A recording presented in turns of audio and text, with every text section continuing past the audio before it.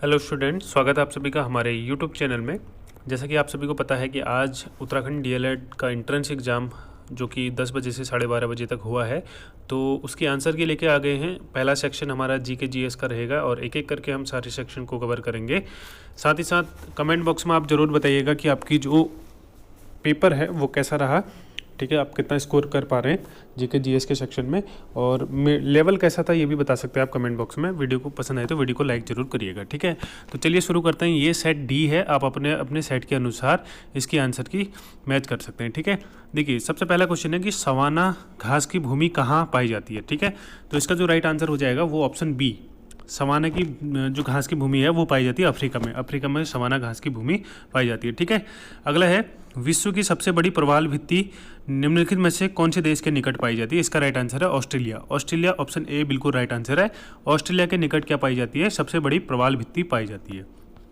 आगे देखेंगे, यदि भूकंप क की तीव्रता रिक्टर स्केल पर 4 हो और ख की 6 हो तो ख की अपेक्षा क कितना अधिक शक्तिशाली है। ठीक है, क की अपेक्षा, देखिए पहला 4 है, दूसरा है 6, तो लोग क्या सोचेंगे कि 1.5 गुना, तो ऑप्शन ए कर देंगे, पर ऐसा नहीं है। ठीक है, इसको निकाला जाता है 6 - 4 = 2 आता है, और ये निकाला जाता है 10 की पावर में रख देते हैं उसको, तो 10 की पावर 2 100, तो 6 गुना अधिक शक्तिशाली होगा। ऑप्शन डी इसका बिल्कुल राइट आंसर होगा। ठीक है, आगे देखेंगे, क्वेश्चन नंबर 4 है हमारे पास। भारत में ऊर्जा का सबसे बड़ा स्रोत है। ठीक है, भारत में कौन सी ऊर्जा सबसे ज़्यादा यूजफुल मानी जाती है, वो है आपका थर्मल एनर्जी। ठीक है, तापीय ऊर्जा थर्मल एनर्जी जो है सबसे ज़्यादा इसका भारत का में सबसे बड़ा इसका स्रोत है। ठीक है, ऑप्शन सी बिल्कुल राइट आंसर है। आगे चलेंगे, क्वेश्चन नंबर 5। अम्ल वर्षा पर्यावरण के इस प्रदूषण के कारण होती है। पर्यावरण में कौन सा प्रदूषण होता है जिसके कारण अम्ल वर्षा होती है।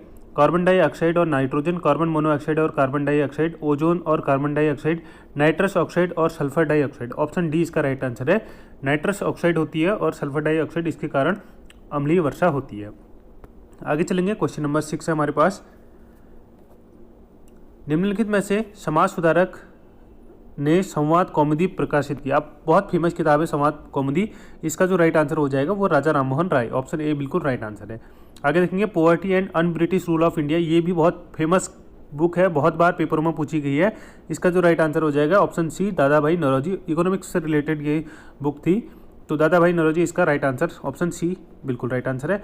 आगे देखेंगे, क्वेश्चन नंबर 8 है। निम्नलिखित में से कौन सा कथन असत्य है। मुस्लिम लीग 16 अगस्त 1946 को प्रत्यक्ष कार्रवाई दिवस की घोषणा की थी, ये बिल्कुल सही है। मुस्लिम लीग का गठन 1905 में किया गया था, ये बिल्कुल गलत है। ठीक है, तो असत्य पूछा है तो ऑप्शन ये सही हो जाएगा। 1905 में नहीं, जबकि 1906 में इसकी स्थापना हुई थी। अखिल भारतीय मुस्लिम लीग की स्थापना 1906 में हुई थी। ऑप्शन बी इसका राइट आंसर हो जाएगा, क्योंकि गलत पूछा है हमसे। आगे देखेंगे, युवा बंगाल आंदोलन किसके द्वारा शुरू किया गया था। ठीक है, तो युवा बंगाल जो आंदोलन हुआ था वो हेनरी विवियन डेरोज इसके द्वारा शुरू किया गया था। ऑप्शन ए बिल्कुल राइट आंसर है। आगे देखेंगे, क्वेश्चन नंबर 10। भारत में ब्रिटिश सरकार द्वारा वर्नाकुलर प्रेस एक्ट बहुत फेमस है। वर्नाकुलर प्रेस एक्ट जो आपका लागू किया गया था 1978 में। ऑप्शन सी इसका बिल्कुल राइट आंसर है कि प्रेस वालों की स्वतंत्रता को छीनने के लिए वर्नाकुलर प्रेस एक्ट लाया गया था। आगे देखेंगे, क्वेश्चन नंबर 11 है। आत्मसम्मान आंदोलन सेल्फ रिस्पेक्ट मूवमेंट की स्थापना किसने की थी। जो सेल्फ रिस्पेक्ट मूवमेंट था उसकी स्थापना करी गई है।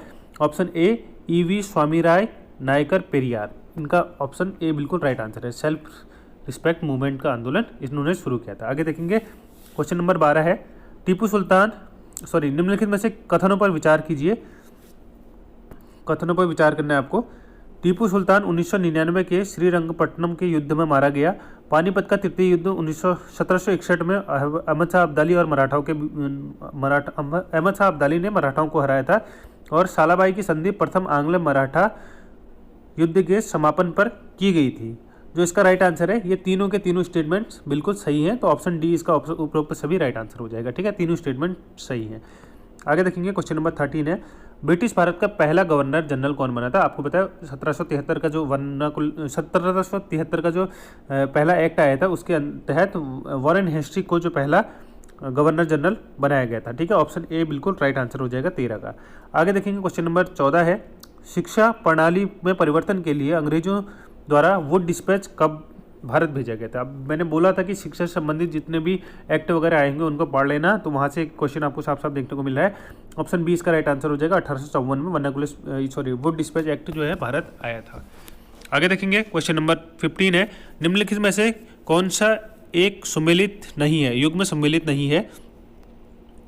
पहला है आपका ईस्ट इंडिया कंपनी बंगाल के दीवानी अधिकार 1785 में दिया गया था, बिल्कुल सही है। स्थायी बंदोबंद 1793, ये भी सही है। चंपारण सत्याग्रह आंदोलन, ये देखिए ये गलत है। चंपारण सत्याग्रह जो हुआ था वो 1917 में हुआ था, ठीक है। तो ऑप्शन सी इसका राइट आंसर हो जाएगा। कौन सा गलत है पूछ रहा है, सम्मिलित नहीं है, तो ऑप्शन सी बिल्कुल राइट आंसर है। आगे देखेंगे क्वेश्चन नंबर 16 है, निम्नलिखित में से किसे भारतीय संविधान की अंतरात्मा कहा जाता है। आपको पता है कि जो भारत संविधान की अंतरात्मा कहा जाता है वो मौलिक अधिकारों को कहा जाता है। ऑप्शन ए बिल्कुल राइट आंसर हो जाएगा, फंडामेंटल राइट, ठीक है। 16 का ऑप्शन ए। आगे देखेंगे क्वेश्चन नंबर 17, अनुसूचित जाति एवं अनुसूचित जनजाति निवारण अधिनियम किस वर्ष से बनाया गया था। जो SC/ST एक्ट के संबंध में निवारण अधिनियम बनाया गया था वो बनाया गया था आपका 1989। ऑप्शन डी इसका राइट आंसर हो जाएगा 1989। आगे देखेंगे क्वेश्चन नंबर 18, निम्नलिखित में से कौन सा एक सुमेलित नहीं है। इंस्टाग्राम के CEO एडम मोसेरी, बिल्कुल सही है। गूगल के CEO सुंदर पिचाई, ये भी सही है। फेसबुक के CEO मार्क जुकरबर्ग, ये भी सही है। माइक्रोसॉफ्ट के CEO बिल गेट्स, अब ये गलत है, ठीक है। जो माइक्रोसॉफ्ट के ओरिजिन जो किया था वो बिल गेट्स ने किया था, अभी CEO जो है वर्तमान में वो बिल गेट्स नहीं है इसके। तो 18 का ऑप्शन डी इसका राइट आंसर हो जाएगा। आगे देखेंगे क्वेश्चन नंबर 19 है, एक सॉफ्टवेयर जो उच्च स्तरीय भाषा प्रोग्राम को मशीनी भाषा में परिवर्तित करता है। देखिए भाषा प्रोग्राम को मैकेनिकल लैंग्वेज में जो चेंज करता है उसको कहते हैं कंपाइलर। ऑप्शन ए इसका बिल्कुल राइट आंसर हो जाएगा। क्वेश्चन नंबर 19 का ऑप्शन ए। आगे देखेंगे क्वेश्चन नंबर 20 हमारे पास, निम्नलिखित में से कौन सा सुमेलित नहीं है। कौन सा सुमेलित नहीं है पूछ रहा है।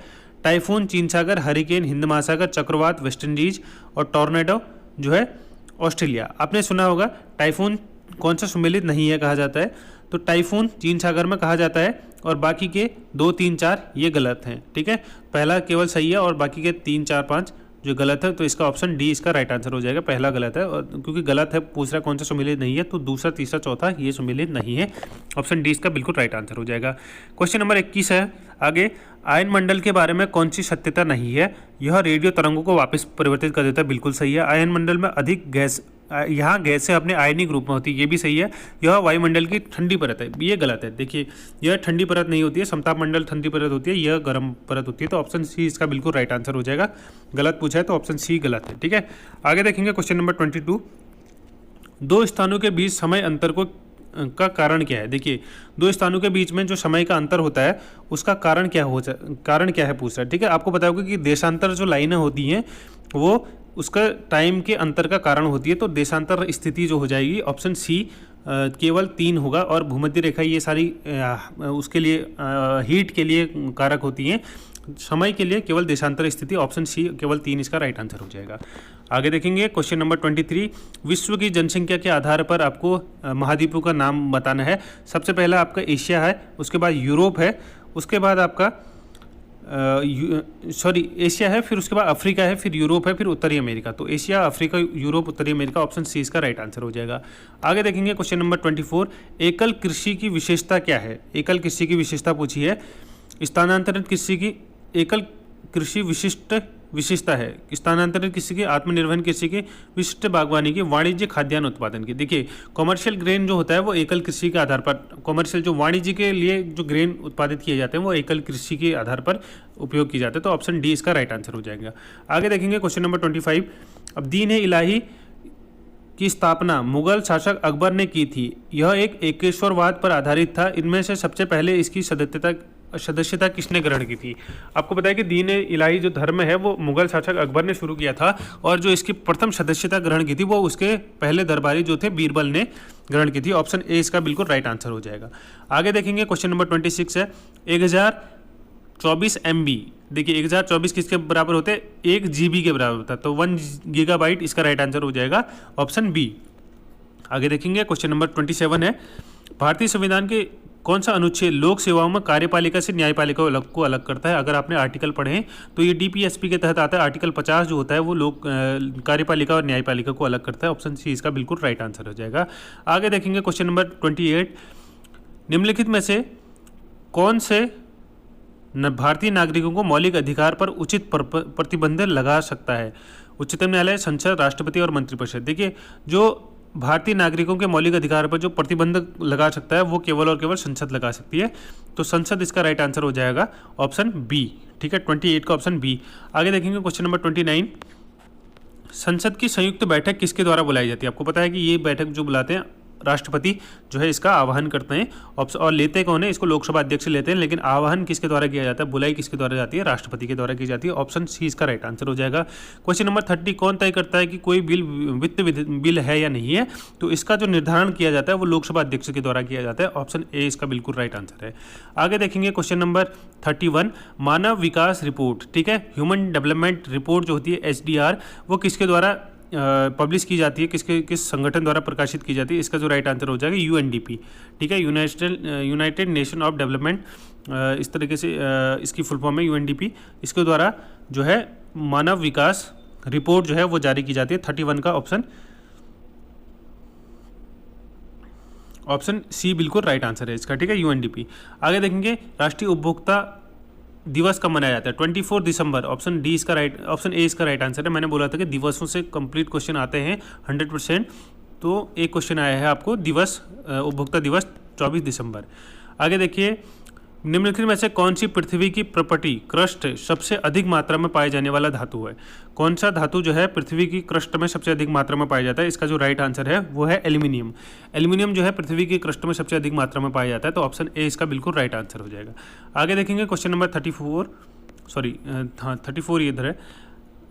सिमलीपाल नेशनल पार्क कहाँ पर स्थित है? ये बहुत फेमस नेशनल पार्क है, बहुत बार पूछा गया है, तो ये है आपका उड़ीसा में। ऑप्शन डी इसका राइट आंसर हो जाएगा। किस वित्तीय वर्ष में पहली बार उत्तराखंड का बजट 1 लाख करोड़ के पार गया? आपको पता होना चाहिए कि पिछली बार जो 2024-25 का बजट था उसमें जो है उत्तराखंड का बजट 1 लाख करोड़ के पार चले गया था, तो 2024-25 वित्तीय वर्ष इसका राइट आंसर हो जाएगा। पिछली बार का था जो, ठीक है, इसमें पार चले गया था 1 लाख के पार। आगे देखेंगे क्वेश्चन नंबर 36, उत्तराखंड का सबसे बड़ा हिमनद जो है, आपको पता है कि उत्तराखंड का सबसे बड़ा हिमनद गंगोत्री ग्लेशियर जो है। ऑप्शन डी इसका राइट आंसर हो जाएगा। 37, मानसरोवर यात्रा किस स्थान से चीन में प्रवेश करती है? ठीक है, तो आपको पता होना चाहिए कि 37 का जो लिपुलेख दर्रा है जो आपका पिथौरागढ़ में है, लिपुलेख दर्रे से कहाँ पर प्रस्थान करती है? उसके बाद मानसरोवर चाइना जो तिब्बत है, तिब्बत की तरफ, चाइना ऑक्यूपाइड तिब्बत है जो उसकी तरफ प्रवेश करती है लिपुलेख दर्रे से। ऑप्शन बी इसका राइट आंसर है। आगे देखेंगे क्वेश्चन नंबर 38, उत्तराखंड में 4 धामों में सबसे ऊंचाई पर स्थित है। आपको पता होना चाहिए कि केदारनाथ जो है वो सबसे ज़्यादा हाइट पर स्थित है, 3500 कुछ मीटर इसकी हाइट है। ऑप्शन बी इसका बिल्कुल राइट आंसर हो जाएगा 38 का। ठीक है, आगे देखेंगे क्वेश्चन नंबर 39, अल्मोड़ा अखबार का प्रकाशन। देखिए, हैप्पी क्लब 1870 में हुआ था, उसके 1 साल बाद हैप्पी क्लब ने क्या किया था? अल्मोड़ा अखबार का प्रकाशन किया था, तो ऑप्शन ए इसका बिल्कुल राइट आंसर हो जाएगा 1871। क्वेश्चन नंबर 40 है, भारत के संविधान में नागरिकों के लिए मौलिक कर्तव्य किस संशोधन द्वारा जोड़ा गया था? जो मौलिक कर्तव्य जोड़े गए थे वो जोड़े गए थे आपके 42वें संविधान संशोधन 1976 में जो हुए थे उसके द्वारा मौलिक कर्तव्य जोड़े गए थे। पहले 8 थे, उसके बाद 4 बाद में जोड़े गए थे, तो 11 हो गए थे मौलिक कर्तव्य। ठीक है, उसके बाद देखेंगे क्वेश्चन नंबर 41, निम्नलिखित में से कौन सी समवर्ती सूची का विषय है? आपको पता है कि एजुकेशन से रिलेटेड पेपर है, तो एजुकेशन ही समवर्ती सूची का विषय है। ऑप्शन बी इसका बिल्कुल राइट आंसर हो जाएगा। शिक्षा जो है समवर्ती सूची का विषय है। आगे देखेंगे क्वेश्चन नंबर 42, प्रेशर कुकर में भोजन जो है तेजी से पकता है क्योंकि वायुदाब में वृद्धि। देखिए, वायुदाब में वृद्धि होती है तो उससे क्या किया जाता है? वो विशिष्ट उष्मा को घटा देते हैं, जिससे जो खाना तेजी से पक जाता है। ऑप्शन बी इसका राइट आंसर हो जाएगा। ठीक है, ऑप्शन बी बिल्कुल राइट आंसर है 42 का। आगे देखेंगे क्वेश्चन नंबर 43, सिरके में कौन सा अम्ल होता है? आपको पता है एसिटिक अम्ल होता है सिरके में। ऑप्शन ए इसका बिल्कुल राइट आंसर हो जाएगा। क्वेश्चन नंबर 44 देखेंगे अब, कौन वर्ष 2025 में चिकित्सा के क्षेत्र में नोबेल पुरस्कार? देखिए, मैंने बार बार बोला था कि नोबेल पुरस्कार को जरूर पढ़ के लेके जाइएगा, नोबेल पुरस्कार से आपको क्वेश्चन बनने के चांसेस हैं, और ये इसका राइट आंसर हो जाएगा ऑप्शन ए, मैरी ई ब्रोको, और उसके बाद फ्रेड रसडेला और सिमोन सांगोकुची को जो है आपका चिकित्सा का नोबेल पुरस्कार दिया गया है। 1 नंबर का क्वेश्चन आपका पक्का बना है यहाँ से। ठीक है, नोबेल प्राइज से। आगे देखेंगे, निम्नलिखित में से कौन सा विषाणु जनित रोग नहीं है? विषाणु से कौन सा रोग नहीं होता है बोला, तो टाइफाइड जो है वो विषाणु से नहीं होता है, ये जीवाणु से होता है सर। ठीक है, तो ऑप्शन बी इसका राइट आंसर हो जाएगा। आगे देखेंगे क्वेश्चन नंबर 46, निम्नलिखित में से कौन सा कथन असत्य है? समुद्री रेखा तट के 100 मीटर के अंदर 30% आबादी रहती है। सभी महासागरों में सबसे गहरा जो क्षेत्र है मरियाना ट्रेंच स्थित है, जो चैलेंजर डीप में स्थित है। उसके बाद सबसे छोटा महासागर आर्कटिक महासागर है, सबसे बड़ा महासागर प्रशांत महासागर है। तो इनमें से जो असत्य कथन जो चूज करना है वो है ऑप्शन ए, 100 मीटर की रेंज में 30% आबादी नहीं रहती है समुद्री रेखा के, तो ये गलत है। और बाकी सब मरियाना ट्रेंच आपने पढ़ा होगा कि सबसे गहरा क्षेत्र है, ये प्रशांत महासागर में है, और सबसे छोटा आर्कटिक और सबसे बड़ा प्रशांत महासागर है। तो ऑप्शन ए इसका बिल्कुल राइट आंसर है, असत्य पूछ रहा है। ठीक है, क्वेश्चन नंबर आगे देखेंगे 47। निम्नलिखित में से कौन सा कथन सही है? ठीक है, 16वें वित्त आयोग के अध्यक्ष डॉक्टर अरविंद पनगड़िया हैं। दूसरा है विश्व बैंक के वर्तमान अध्यक्ष श्री अजय बंगा है। नीति आयोग के वर्तमान अध्यक्ष डॉक्टर सुमन बेरी हैं। और रिजर्व बैंक ऑफ इंडिया के वर्तमान अध्यक्ष जो है वर्तमान गवर्नर जो है संजय मल्होत्रा। इनमें से कौन सा कथन सही है पूछ रहा है। तो 47 का जो है ऑप्शन 1, 2, 3 जो है ये सही है। जो आरबीआई के गवर्नर है और संजय मल्होत्रा नहीं है अभी। ठीक है, आप बताना कमेंट करके कि आरबीआई के गवर्नर जो है वो अभी कौन है। तो ऑप्शन ए इसका राइट आंसर है, 1, 2, 3 जो सही है और चौथा जो है गलत है। ठीक है, आगे देखेंगे question number 48। US open tennis tournament 2025 का विजेता कौन है? तो यूएस ओपन जो है टेनिस 2025 के जो विजेता है वो है आपके कार्लोस अल्कराज। ठीक है, कार्लोस अल्कराज, ऑप्शन बी इसका राइट आंसर हो जाएगा। इन्होंने क्या जीता? यूएस ओपन पुरुष टेनिस का 2025 के विजेता रहे हैं। आगे देखेंगे सेकंड लास्ट क्वेश्चन है, भारतीय संसद द्वारा पारित आयकर अधिनियम 2025 कब से प्रभावित होगा? ठीक है, जो इनकम टैक्स जो एक्ट लाया है 2025 में, यह कब से लागू होगा? इसका जो आंसर है 1 अप्रैल 2026, अगले साल से ये लागू होने वाला है। ऑप्शन सी इसका बिल्कुल राइट आंसर हो जाएगा।